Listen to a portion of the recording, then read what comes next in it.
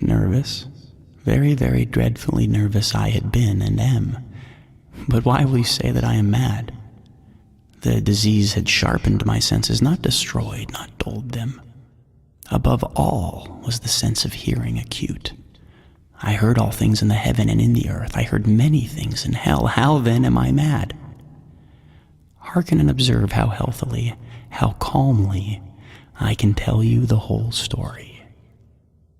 It's impossible to say how first the idea entered my brain, but once conceived, it haunted me day and night. Object there was none, passion there was none. I loved the old man. He'd never wronged me. He'd never given me insult. For his gold I had no desire. I think it was his eye. Yes, it was this. He had the eye of a vulture.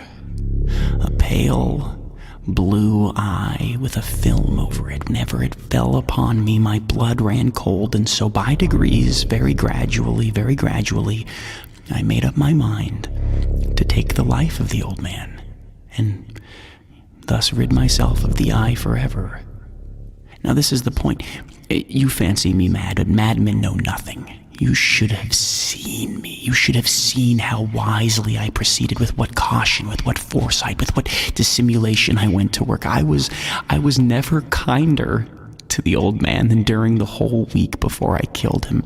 And every night, about midnight, I turned the latch of his door and opened it, oh, so gently. And then, when I had made an opening sufficient for my head, I put in a dark lantern, all closed, that no light shone out, and then I thrust in my head. You would have laughed to see how cunningly I thrust it in. I moved it slowly, very, very slowly, so that I might not disturb the old man's sleep. It took me an hour to place my whole head within the opening so far that I could see him as he lay upon his bed. Would a madman have been so wise as this? And then, when my head was well in the room, I undid the lantern cautiously. Oh, so cautiously, for the hinges creaked. I undid it just so much that a single thin ray fell upon the vulture eye. And this I did for 7 long nights, every night, just at midnight. But I found the eye always closed, and so it was impossible to do the work, for it was not the old man who vexed me, but his evil eye. And every morning when the day broke, I went boldly into the chamber and spoke courageously to him, calling him by name in a hearty tone and inquiring how he had passed the night. So you see, he would have been a very profound old man indeed to suspect that every night, just at 12, I looked in upon him as he slept. Upon the 8th night, I was more than usually cautious in opening the door. A watch's minute hand moves more quickly than did mine. Never before that night had I felt the extent of my own powers, of my sagacity.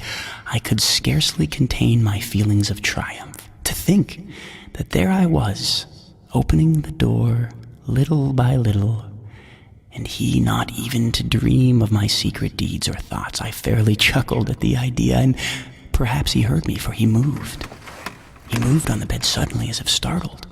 Now you may think that I drew back, but no. His room was as black as pitch, with a thick darkness, for the shutters were close fastened through fear of robbers. And so I knew that he could not see the opening of the door, and I kept pushing it on steadily. I had my head in, and was about to open the lantern when my thumb slipped upon the tin fastening, and the old man sprang up in bed, crying, "Who's there?" I kept quite still and said nothing.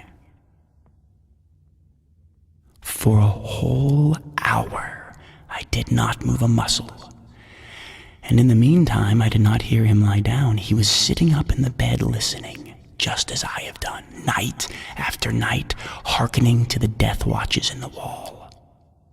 Presently, I heard a slight groan, and I knew it was the groan of mortal terror. It was not a groan of pain or of grief. Oh no, it was the low, stifled sound that arises from the bottom of the soul when overcharged with awe. I knew the sound well. Many a night, just at midnight, when all the world slept, it has welled up from my own bosom, deepening with its dreadful echo the terrors that distracted me. I say I knew it well. I knew what the old man felt and pitied him. Although I chuckled at heart. I knew that he had been lying awake ever since the first slight noise when he had turned in the bed. His fears had been ever since growing upon him. He had been trying to fancy them causeless, but could not. He'd been saying to himself, "It's nothing but the wind in the chimney. It's only a mouse crossing the floor. Or it is merely a cricket which has made a single chirp." Yes. He'd been trying to comfort himself with these suppositions, but he had found all in vain. All in vain, because death, in approaching him, had stalked with his black shadow before him and enveloped the victim. And it was the mournful influence of the unperceived shadow that caused him to feel, although he neither saw nor heard, to feel the presence of my head within the room. When I had waited a long time very patiently without hearing him lie down, I resolved to open a very, very little crevice in the lantern. So I opened it.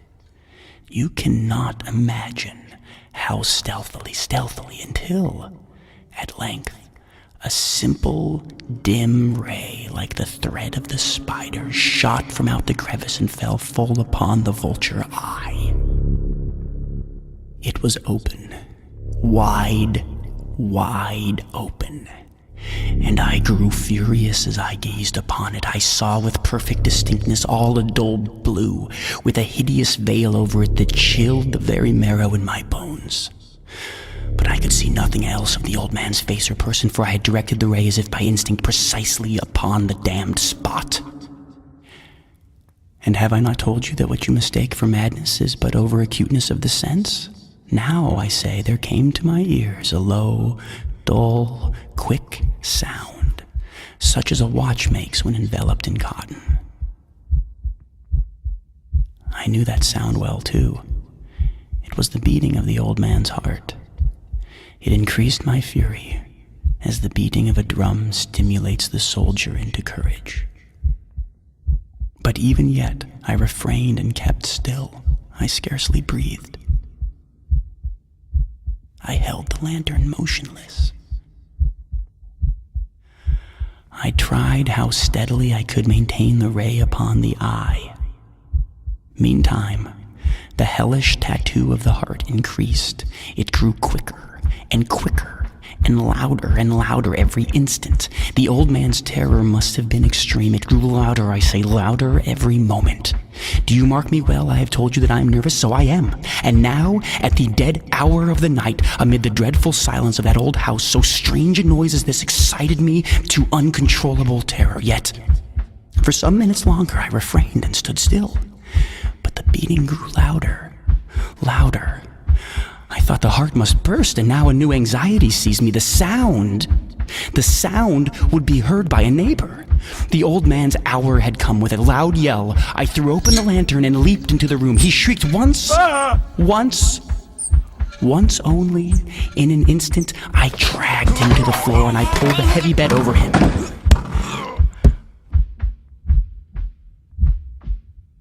I then smiled gaily to find the deed so far done. But for many minutes, the heart beat on, with a muffled sound. This, however, did not vex me. It would not be heard through the wall. At length it ceased. The old man was dead. I removed the bed and examined the corpse. Yes, he was stone dead.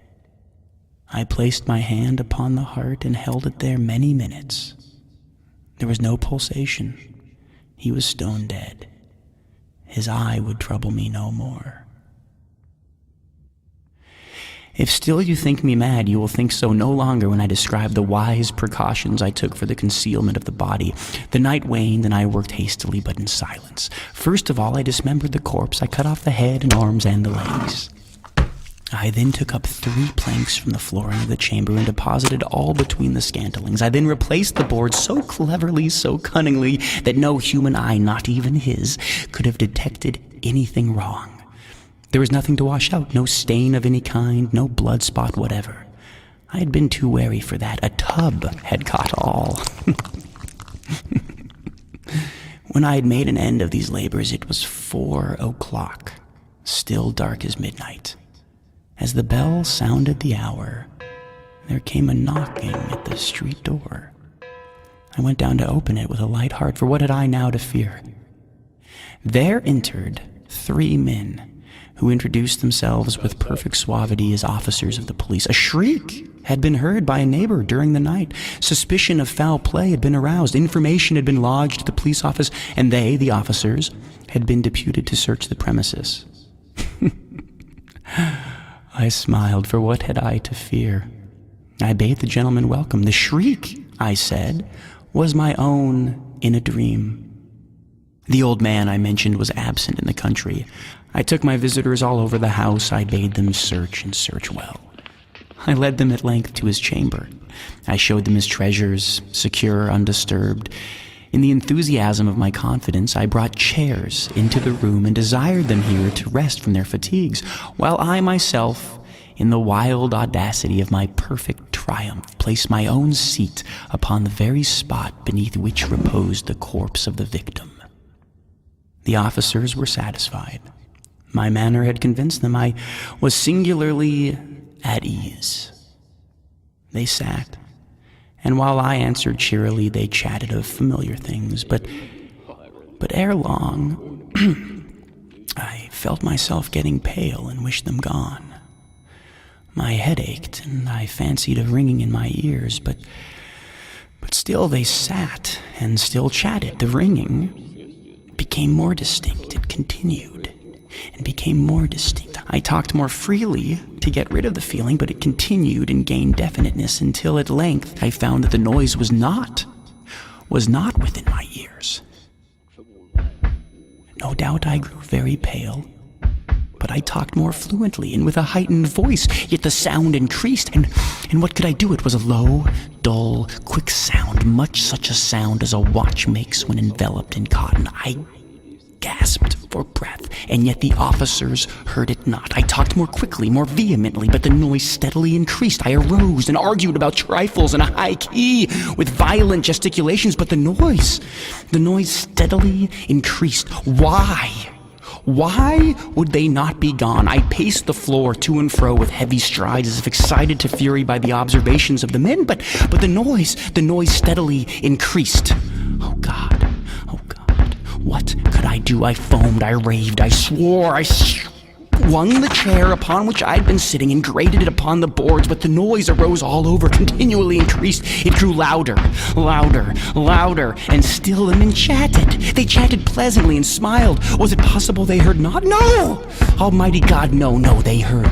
They suspected, they knew, they were making a mockery of my horror. This I thought, and this I think, but anything was better than this agony.